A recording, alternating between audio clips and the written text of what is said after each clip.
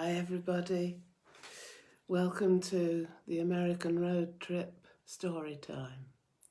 I'm just going to take you on a trip that I made with my friend Kath Belton across the American West, and I'll be reading it out, so it's just a question of settling down and listening to a story, although it's all true.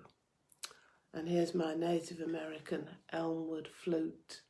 I'll just play a few notes on that by way of introduction while you get settling down.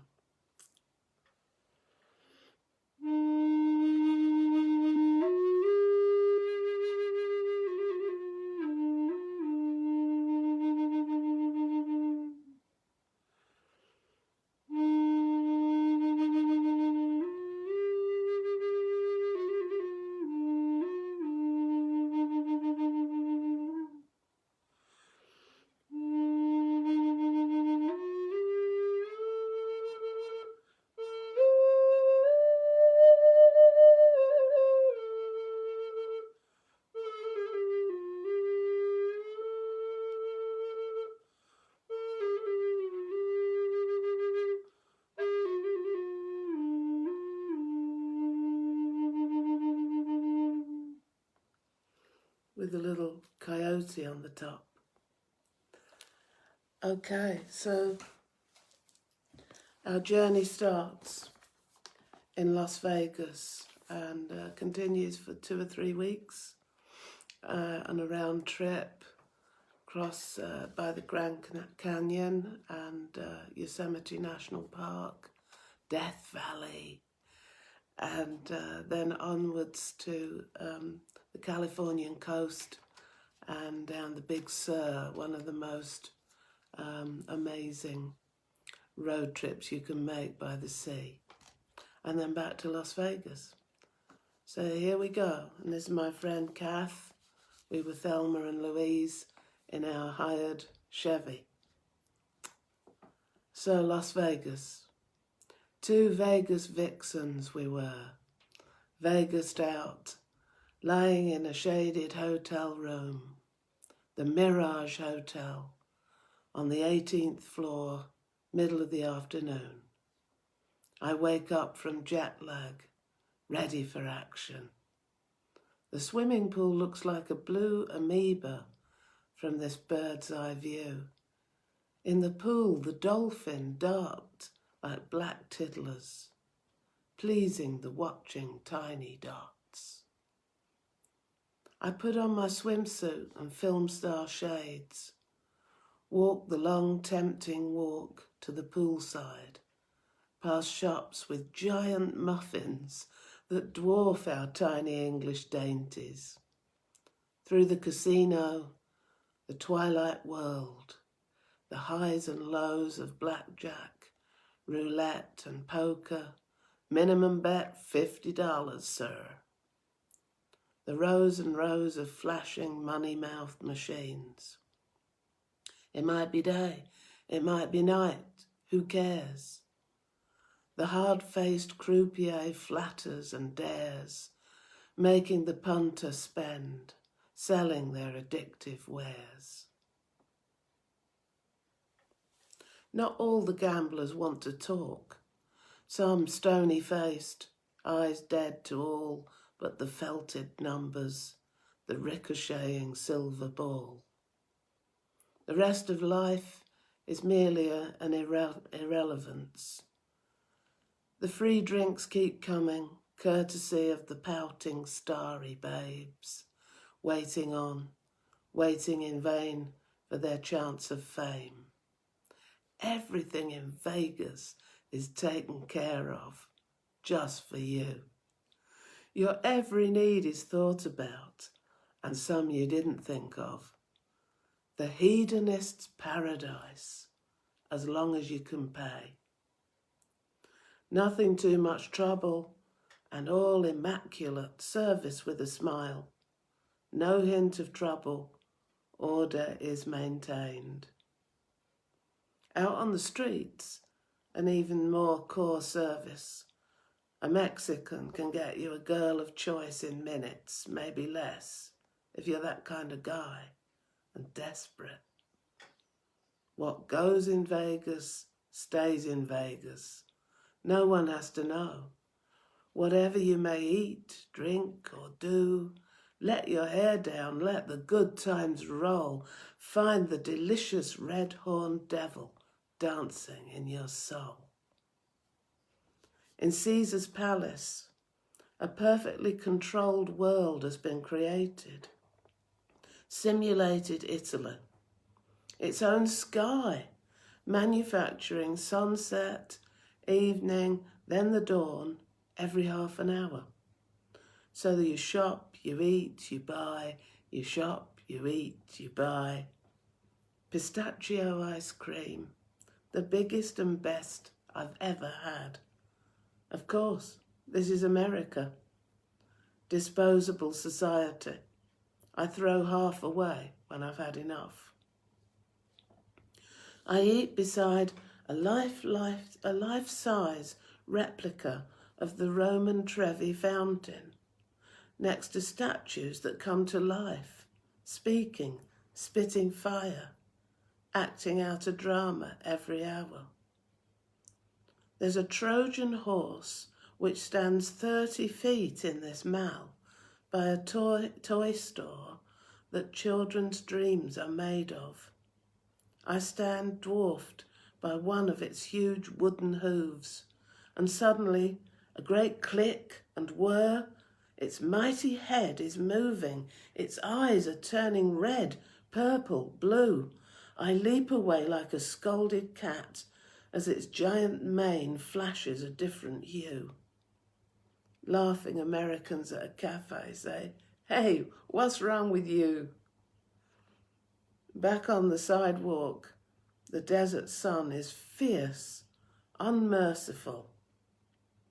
A large Elvis greets me in a Memphis drawl, sweat dripping from his dyed black quiff.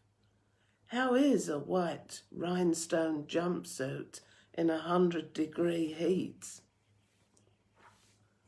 Back in the mall, $600 for a jeweled leather handbag with a designer brand. Or walk the mall with a yard-long margarita in your hand. Everywhere a glittering array of choice.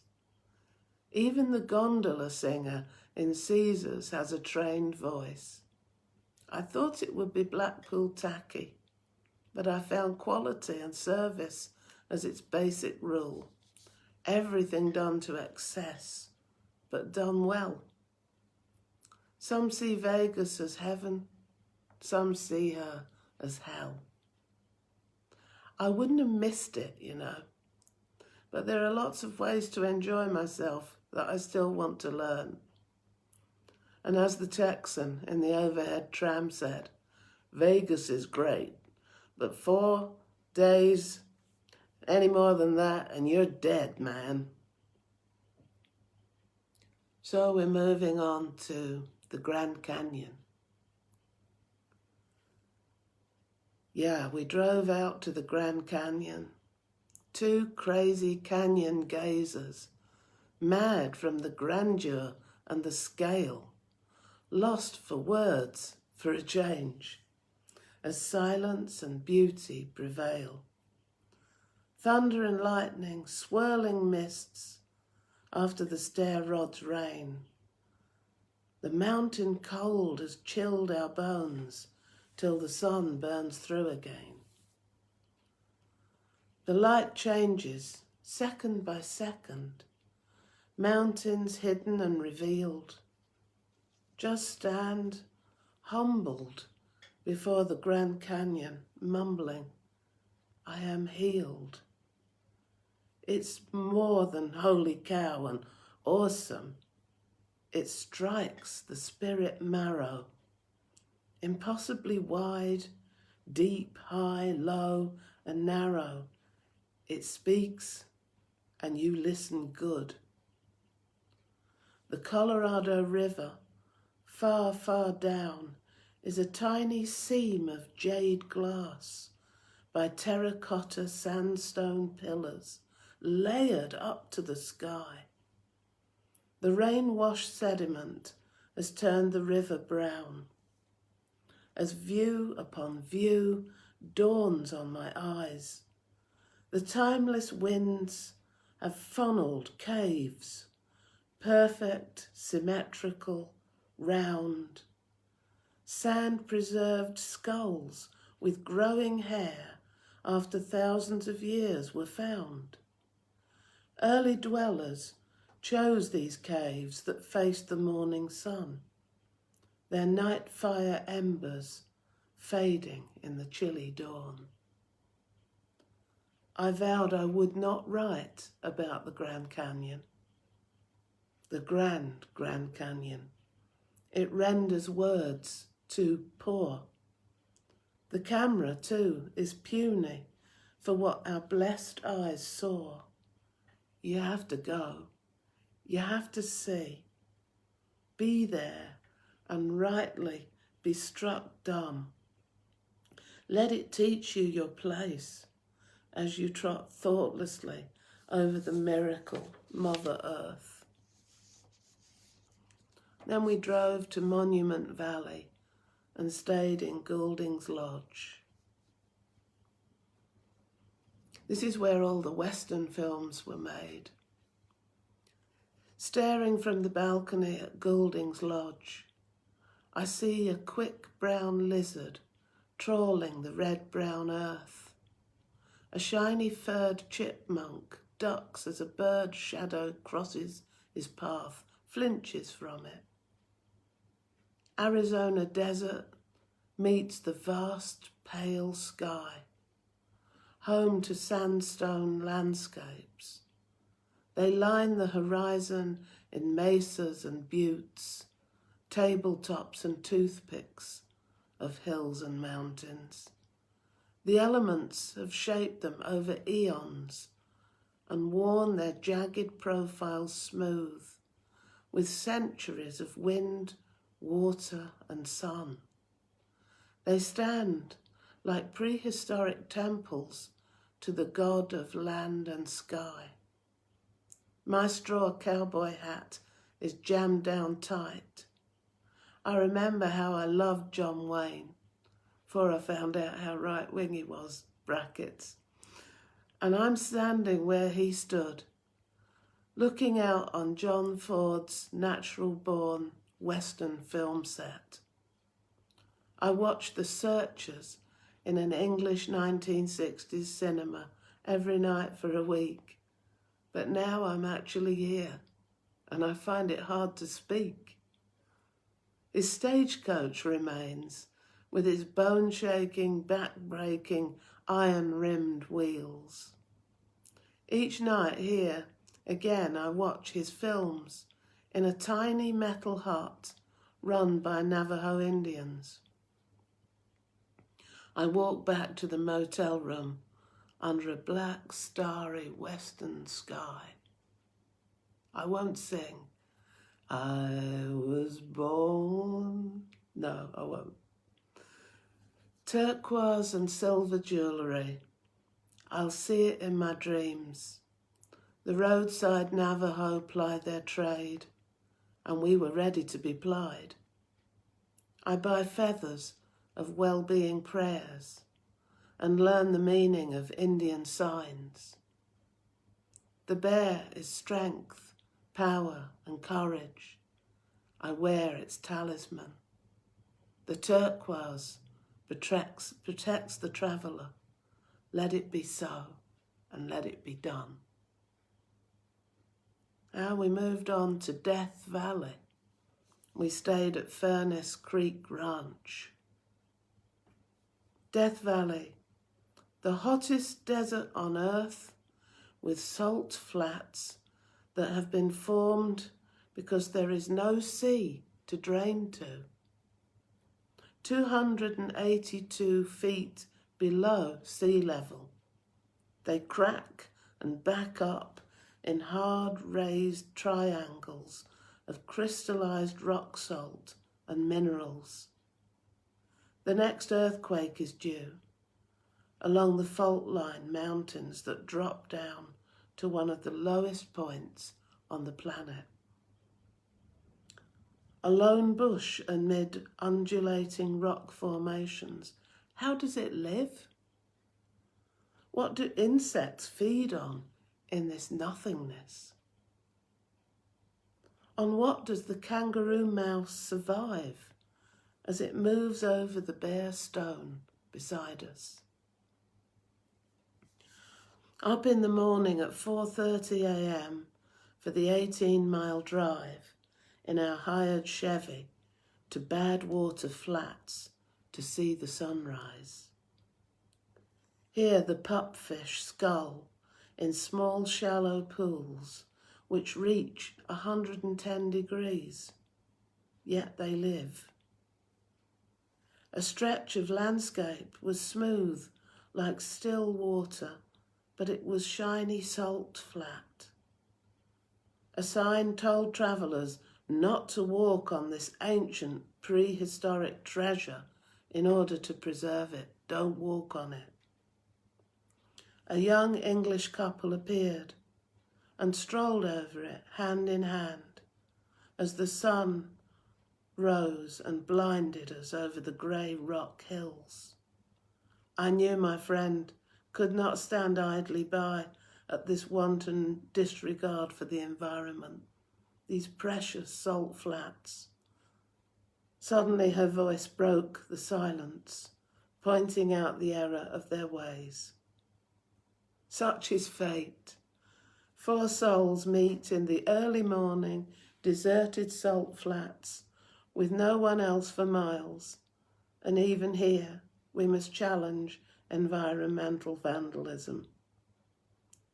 But how could the unsuspecting young travellers have guessed that they would be spotted and challenged at this place, at this hour?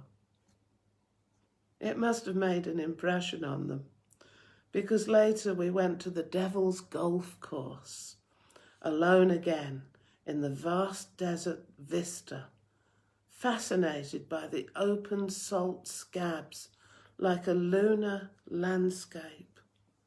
All was so silent. The pale ghost of the moon fading in the blue as the sun took up its heedless course.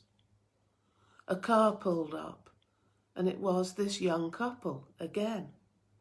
Their fearful eyes spotted us, and they hightailed it away as quickly as they'd come. No Devil's Golf Course for them. At the other end of the day,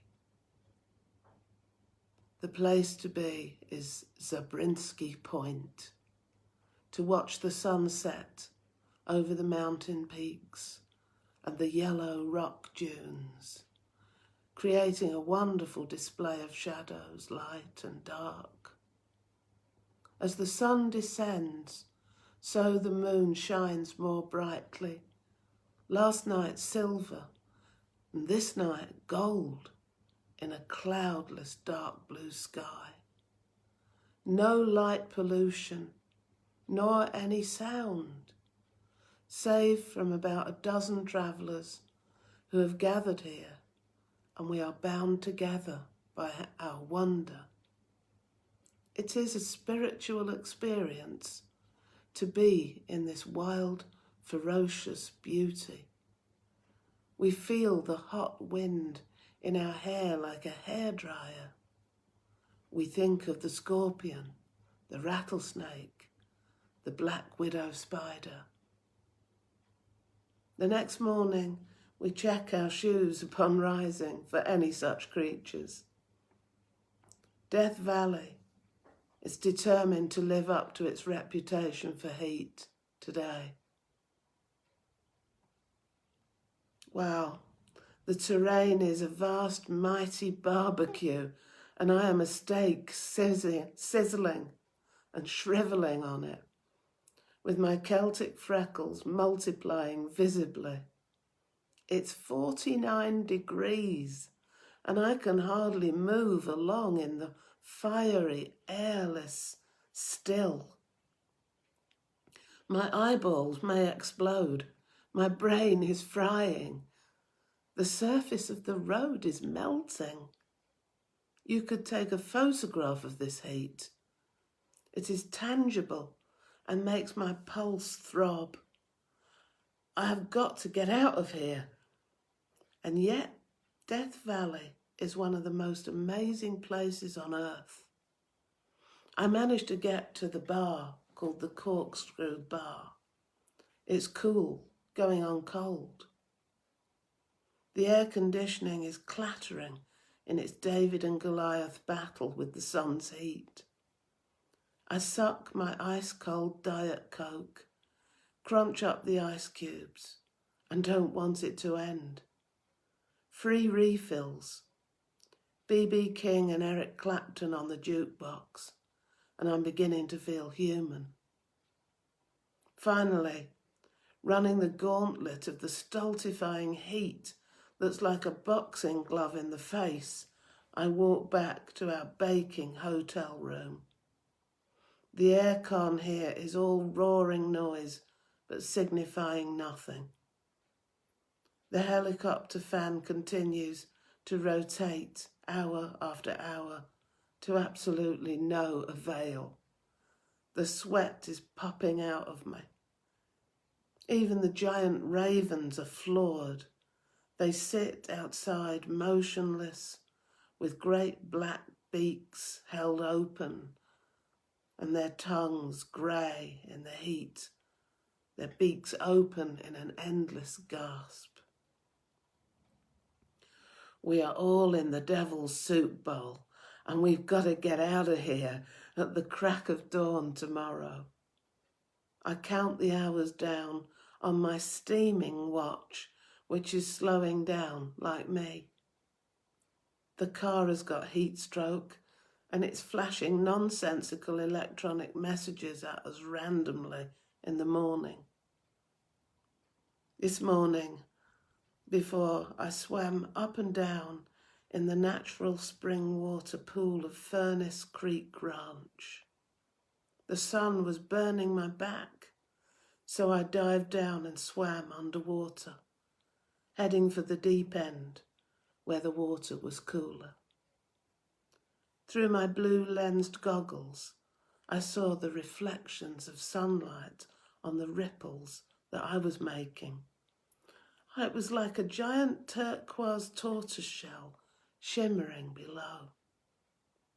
There was also the diffuse shape of me swimming, the shape of my legs like those of a frog kicking out. And then I lay, dripping on the lounger, under a kindly tree, and listened to the golf course sprinklers in this small desert oasis surrounded by heat-hazed mountains. Already my hair was drying to straw in the hot breeze that was making the stars and stripes by the pool flutter languidly on the flagpole. The cold drinks machine eats up our dollar bills.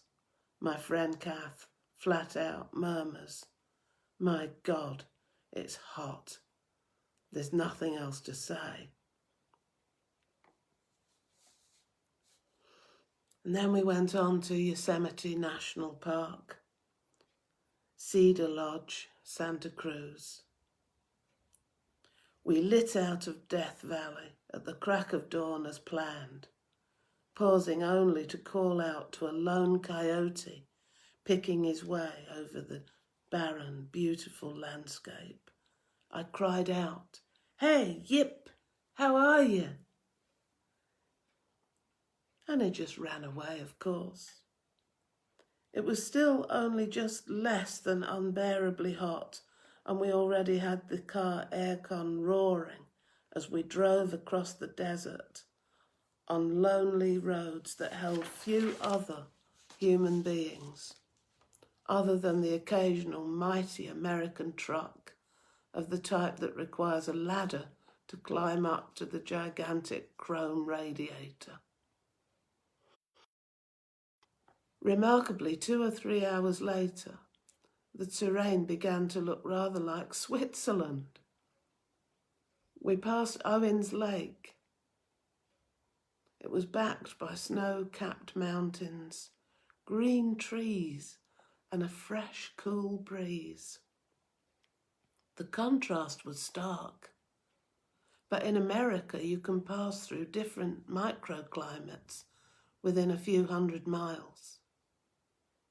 A young girl of 20 with shiny hair and white teeth and the kind of skin I now long for worked in the garage diner we stopped at in Lone Pine. It was really off the beaten track, with pine forests and hills along the lonely, endless roadside. She had been born and bred in Lone Pine, and she told us how she'd just returned from studying in Florence. As she cooked a generous toasted cheese sandwich for us, she had found Florence tiny and claustrophobic, she said. She said, the people had to be all hunched together. And for the first time in her life, she said she was really appreciating the wild expanses and space of Lone Pine.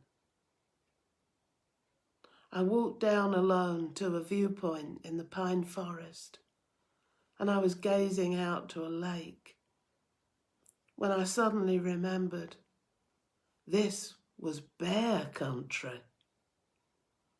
I started whistling.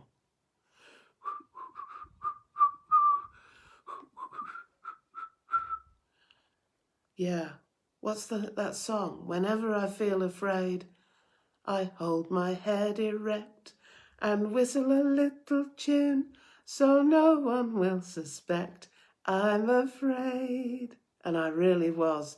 I turned back for the garage, but I only saw a small chipmunk on the trail.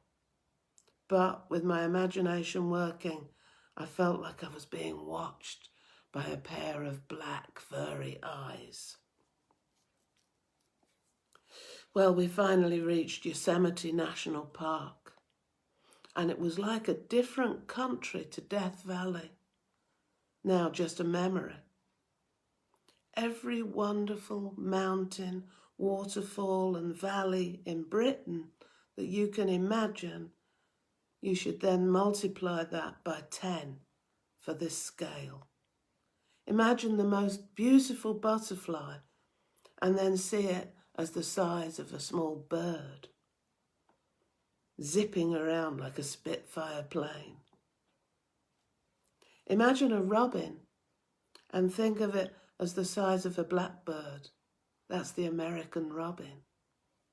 Think of a jay and then see it blue all over, looking at you from a branch and raising the crest on its head.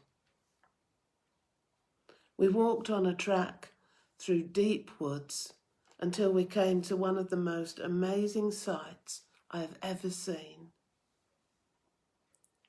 The giant sequoia trees. They are at least 2,000 years old, and they are the skyscrapers of the tree world. You look up and you cannot see the top. You can park a few cars within the footprint of the gigantic trunk. These trees were here when Cleopatra ruled Egypt. Americans are proud of their national park, and Yosemite must be the jewel in the crown. The black bear is plentiful in Yosemite, and they are very keen on human food. Yet plenty of people like to camp out in Yosemite. Having seen the safety video of a bear opening up a car like a sardine can on smelling some popcorn on the back seat, I tend toward the view that these campers are either extremely brave or plain stupid. The rangers are trying to keep the bears where they belong, in the wild, a policy I would readily support. But we were overjoyed to see a wild bear, brown in June, loping across the road in front of us on all fours as we drove through the forest trails. We kept repeating excitedly in a hillbilly brogue, "I've seen me a bear. I've seen me a bear. There's too much to say about Yosemite, and none of it would be enough to evoke the spirit of the great mountains of El Capitan and Half Dome, the Tullahomee Meadows with their teeming wildlife, and the clear Merced River rushing over rocks and being filled by the 3,000 feet Bridal Veil Fall, which cascades over the mountain top near the breathtaking heights of Glacier Point. From the Native American Indian Ahwahnee to John Muir, the pioneer of national park status, people have arrived here to find that Yosemite was their destiny. They have devoted their lives to it variously, painting it, writing about it, protecting it, and living in it, with its creamy dogwood flowers and palest purple lupins, its little critters and its great big critters. Long may it reign supreme as a place to get in touch with the spirit of the earth and all the elements. The next day, we made the long drive across mountain ranges with names like Diablo, right across to the Californian fruit-growing flatlands. Basking in the sunlight were rows and rows and rows and rows of fruit trees and vines and olive groves. There were many roadside stalls selling local produce and freshly squeezed oranges that had recently been growing a few feet away. A man with the dark hair and features of Mexico reduced a few oranges down to juice for us, which was wonderfully sweet and good. We bought some local strawberries, so succulent, big as peaches, yet really flavoursome. I was seduced by some pistachios and cashews. They also grow around there, and they flavour them with garlic and chili or toffee. We stopped at a little Mexican diner. An old lady spoke in Mexican and could not understand my order. So she brought me cheese fajitas with refried beans and salad when I'd ordered chicken. But so what? It was delicious. I peered at the extraordinary name across the top of a small shop across the road. It said, in big letters, freeze-dried taxidermy. A rather spooky, tall, thin man with big old boots came out of that shop and rode off on an ancient, dusty bicycle. God alone knows what he'd been doing in there. After that, we had to keep following the 152 west through towns and increasingly foggy hills to get to Highway 1, to get to Santa Cruz by the sea. Here you could tell we were entering a more urban environment. We were asked for ID and $100 deposit on the hotel room that we stayed in. We went straight down to the ocean front and found Santa Cruz to be like a big American Blackpool with roller coasters and every kind of fairground ride. It was crowded with revelers and fun seekers of all ages, colours, ethnic backgrounds. All you could hear was the wooden clicking and swooshing of the rides and the constant screaming and whooping of the people enjoying it. Food of all kinds, except healthy, was everywhere, and people of huge proportions were queuing to buy cakes with jam and cream the size of dinner plates, ice creams like Vesuvius, and giant Twinkies donuts were everywhere. Two young men weighing about 50 stone between them clad in baseball caps with peaks off to one side, 3/4 length shorts with long white socks and white trainer boots, were standing in line at the Twinkies stall by a sign that offered 2 for the price of 1. They were instructing the assistant which of the luminous jellies, jams and creams to heap upon these mountainous snacks. Perhaps the most stunning of these sights were the small children munching the same giant-sized snacks that they could hardly carry. We walked on along the pier and watched a posse of big blubbery seals vying for position on a bobbing platform in the sea. They were quite vocal, with husky shouts to their comrades to get out of the way and make room. Out of the sea you could make out quite a few fighting scars etched in their shining fur. Live music was coming from an open-fronted seafood bar. It drew me like a magnet. It was a Fleetwood Mac tribute band. Well, they were really good, and I went in, drinking in the atmosphere, watching yachts out to sea behind the band. So warm and sunny. With a calamari appetizer, I was happy, as I always am, around music. We walked back along the sandy beach and saw surfers riding the breakers until they overbalanced, the boards flying up in shimmering spray.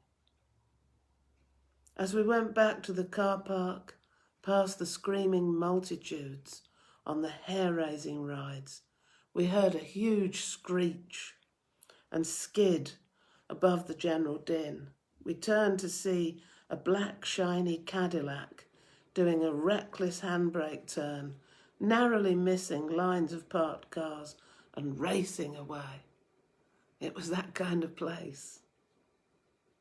The next day, we made for Monterey, a more upmarket Californian coast town, prone to blue sea mists that swirl around the hills, that look rather like painted backdrop vista in a Western film.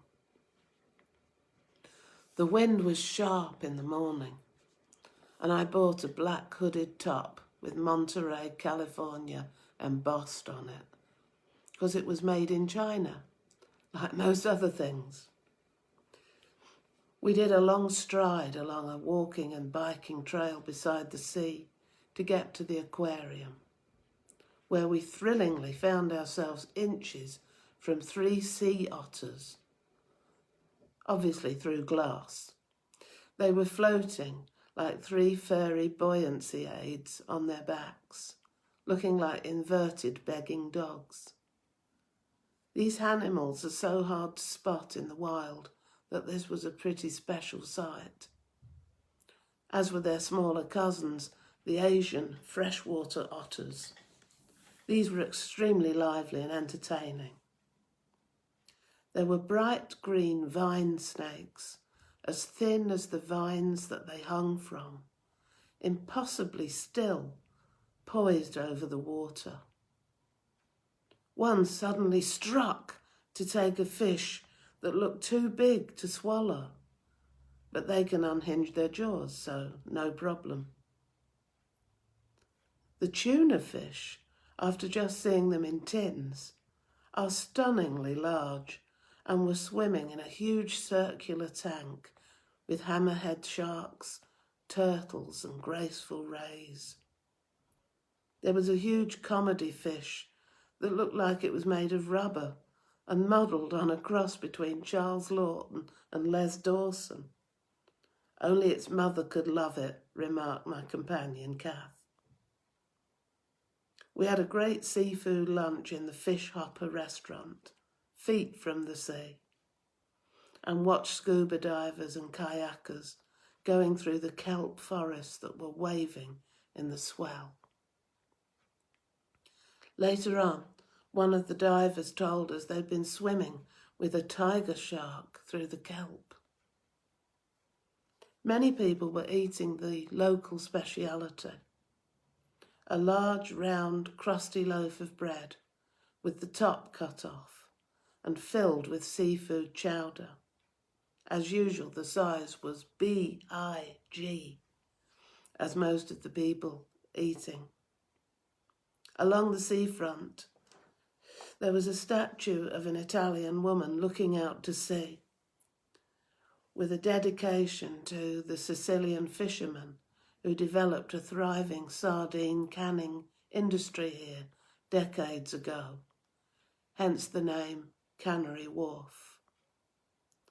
There are still many Italian restaurants and coffee shops here as a result, and we had a gorgeous skinny latte before staying at the Sand Dollar Inn for the night.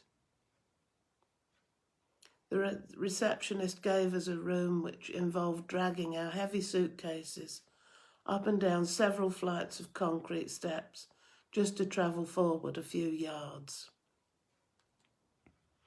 I settled down and gently dreamed of undulating, psychedelic jellyfish, for we had seen an art gallery in the aquarium, entirely devoted to their myriad colours, patterns and shapes. There was a quote underneath the display which said, "If I was a painter, I'd get all my patterns from nature." In the morning, after trying to resist the hotel's breakfast cakes and pastries, we travelled on to get to San Luis Obispo, to the famous Pink Madonna Inn. On the way, we stopped at the millionaire resort of Carmel in Western California, home of Clint Eastwood. No one will tell you where he lives, not even the uniformed litter picker by the beach. Oh, he just lives over there a ways. The shoreline here was battered by heavy-duty waves that hit the sand with a sound like thunder. The rhythm of this was hypnotic as we walked the length of the beach, where many affluent Californians walk their big, expensive-looking hounds. The sea mist gradually got burnt off by the sun as we walked back past the incredibly rich-looking houses which overlook the sea, and they're lined with flowers, trees, gardeners and maids. A gaggle of nannies pushing their moneyed babies in top-of-the-range strollers pass us. I hear one say, "That would just leave me devastated, just devastated," in true California drama queen style. I wondered if she was perhaps talking about breaking one of her nails. But perhaps I'm being harsh. We flicked through a real estate paper in a coffee bar and saw that houses here in Carmel, they're about $1 million to $12 million. Quite reasonable if you win the lottery. All in Carmel was quiet, clean, orderly and neat. No handbrake turns here. Only expensive boutiques with no visible price tags. We saw a fetching blouse, but dropped it like a hot coal upon learning that it was $225. We resumed our drive along Highway 1 as it turned into the Big Sur, the famous oceanside highway drive along hairpin bends on tops of cliffs, dropping down alongside beaches packed with basking seals. Gleaming Harley-Davidson motorbikes were touring in groups along here, while large birds of prey were 10 a penny, wheeling with outstretched wings laconically on the hot air. Flocks of pelicans patrolled over the waves, often flying in formation. We paused at Morro Bay, a surfing and fishing town, and I had some delicious snow crab fish cakes with salad, washed down with the inevitable Diet Coke with ice. I had gallons of the stuff while trying to keep my weight off, but I'm probably full of chemicals now. C'est la vie. My friend Kath had buffalo popcorn shrimp, from which she carefully removed the batter for the same reason.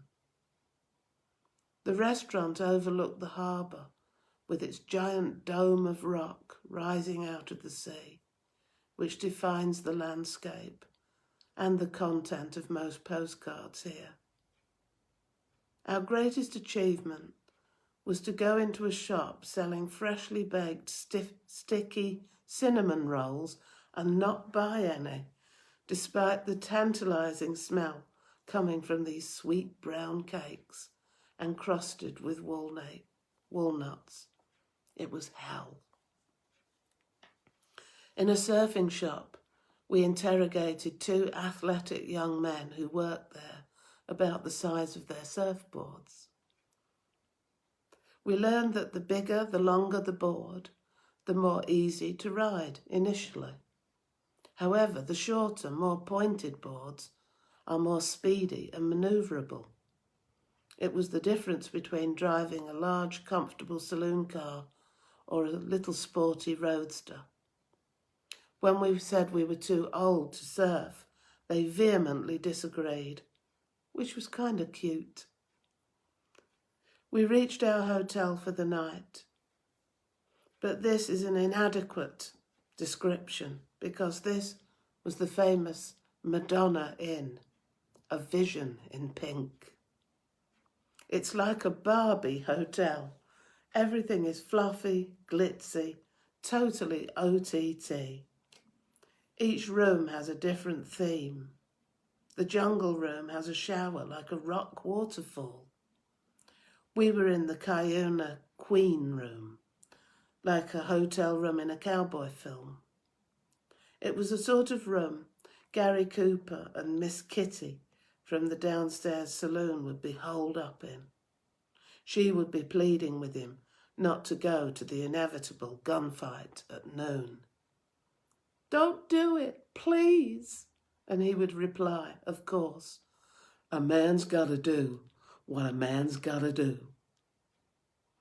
We splashed out that night and dined in style in their opulent restaurant. It was like dining in a candy-floss labyrinth, a pink leather upholstered half-moon table, golden cherubs turning slowly from the ceiling, artificial pink gardenias hanging everywhere, and hundreds of tiny pink lights glittering all over the show. We had a vast fillet steak that melted in your mouth, a giant salad with pickles, vegetables, cheese, olives, salami, fresh baked bread. We declined the baked potatoes and rice that also came. 3/4 of the way through this meal, Kath declared, "I feel like I'm in the rib-eating contest." This was a reference to same that we had incredulously watched in Monterey, where 8 men were egged on by the crowd to cram as many barbecued ribs as possible into their sauce-stained mouths. 3 of them managed 10 ribs each. It had been horribly fascinating. We sat back in the Madonna, stuffed with food, still surrounded by a feast on the table, and the waiter brought us a tray of the most flamboyant and enormous gâteau of every creed and flavour. "No," we cried. "No, no, thanks all the same." As Kath had remarked, we could only have tackled those as well if we'd had a paramedic in attendance. We then heard some American big band music from the 1930s, 40s era. How lucky we were, for it transpired that every Monday evening at the Madonna was swing dance night. It's a cross between the Charleston, the jitterbug and the jive. Couples were on the dance floor giving a wonderful display of their skills. They really knew their stuff, and many were dressed in clothes from that era. A young swarthy man with an unfeasibly enormous black quiff fascinated us with his seemingly effortless glide across the floor, a bit like Michael Jackson's moonwalk but going forwards. An old couple were perfectly coordinated and knew all the East Coast, West Coast routines. We jitterbugged back to our cowboy room across the car park in the moonlight and knew no more until morning. Well, coming to the end of our road trip, we drove back to Las Vegas where we'd started, to stay for the last 2 days back in the Mirage Hotel. The Mirage Hotel shimmers gold like a gigantic cigarette lighter in the Vegas desert sun. It's a great place for us to unwind from an 8-hour drive from the coast along the lonely 58 and the busy Interstate 15. We had dropped off the Chevrolet Impala back at the airport and found we'd travelled 2,307 miles around the American West in 2 and a bit weeks. In the evening, we took the aerial tram from the Mirage to the Treasure Island, which was more of the same Vegas glitz. Back in the Mirage, we went to the Beatles' Revolution Disco Bar, all light shows and exclusively Beatles music. An extraordinary man stood at the bar, clutching a bottle of beer, which never left his hand and seldom touched his lips, denoting a limited budget, we surmised. Over 6 foot tall and quite elderly, he looked like Doc Holliday on cocaine. Long black Undertaker-style jacket, red sequined waistcoat, high-necked shirt with a large crucifix. On his head was a battered black trilby, fashioned into a miniature cowboy hat. His half-mast trousers revealed an incongruous pair of grubby, cheap trainers. My friend was fascinated and wished to engage him in conversation. I counselled against this as a lifetime sufferer of having empathy with misfits. Well, I know what protracted and surreal exchanges this sort of thing can get a body into. She did not heed my words, and some time later returned to pronounce him possibly in the early stages of Alzheimer's, lonely, poor, and harmless. He stood tapping to the music, a Beatles fan, smiling benevolently at the stunningly beautiful mini-skirted girls serving drinks. We imagined him returning in the wee small hours to a shabby rented room in downtown Vegas until the next night. We christened him Mr. Bojangles, and he will stay so in our memories. Afterwards, we spent $1 each on a gambling machine just for the hell of it. Neither of us are gamblers, which is strangely liberating in Las Vegas. This experience lasted for a split second as the machine rudely snatched the dollar bill with ruthless efficiency and a paucity of good manners. The 3 rollers rolled for a further split second, clicked, end of story. We watched the real gamblers playing their blackjack, poker and roulette once more. Managing the croupiers with a rod of iron were the hard-faced, suited pit managers who you would not wish to cross, Cameras are hidden all around. Casinos are a hard-nosed business, in the guise of a sequin suit and cowboy hat, making millions every day. But hey, for most of us, Las Vegas is an absolute blast that's really worth seeing and experiencing. We go home to England the day after tomorrow, after proving my son's statement right. Mum, get over there. This will be the trip of a lifetime. The highlight of our last day in Las Vegas started by seeing a sign advertising an Elvis impersonator show in Bill's Casino across the road from the Mirage. Bill's Casino is a homely sort of place with no airs or graces, selling margaritas in plastic tumblers with a straw for 99 cents. Crowds were gathering for the big Elvis show at 5 p.m. A man next to me said he came down here to see Big Elvis every day because he was so good. Dry ice and a grand intro heralded our star. Da, da, da, da, da. And when he appeared, we saw the reason he was called Big. He was 40 stone of loveliness in a huge blue velvet jumpsuit. His hair and glasses were like those of Elvis in his sad latter stages of life. However, he really did sound like Elvis, and he did a good job. He could only manage to stand up for particularly dramatic passages of singing, and then he would have to sit down again to recover. Are you lonesome? You know. He was seated on a homemade wooden throne, the length of a park bench to accommodate his girth. He seemed a sweet-natured soul and persuaded 3 women from the audience to come up and accompany him on maracas. He christened these women the Elvettes.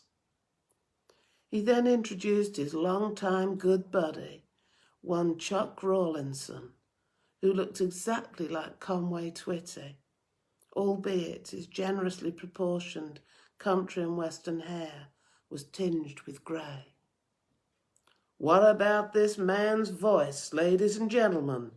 He drawled in a southern twang to a chorus of American-type applause.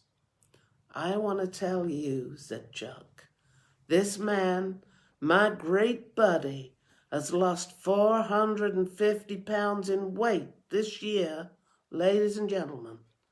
He has another 250 to lose. Let me hear you encourage him, ladies and gentlemen. Another round of applause, with Big Elvis pointing to Chuck reverently and Chuck doing the same to Big Elvis. Chuck then sang a medley of Roy Orbison songs and was exceedingly good at his trade.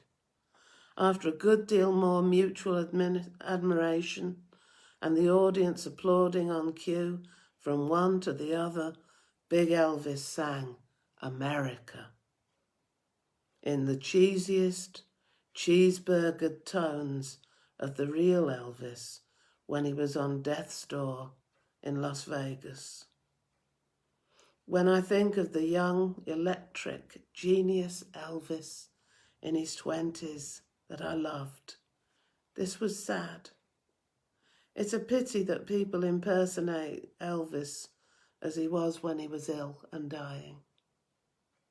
Fortunately, Big Elvis could also do some very good attempts at early Elvis songs, and this perked up the performance. By the end, he had his own fans wanting their photos taken with him. And in the finale, Chuck said to the appreciative audience, you know what, ladies and gentlemen? Big Elvis is becoming a legend in Vegas in his own right.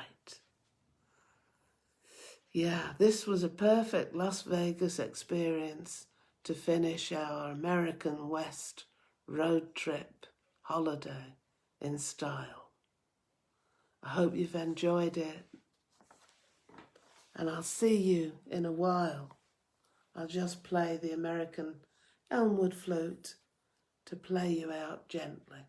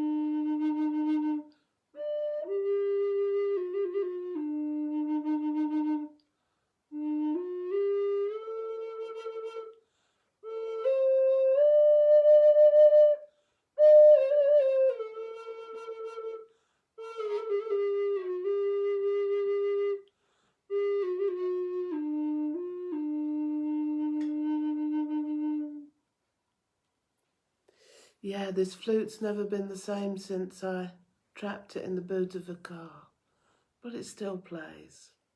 So thank you so much for being with me, and hopefully those who didn't make it this live time, you can see it later, because it'll still be on my timeline. Okay, bye folks. See you later.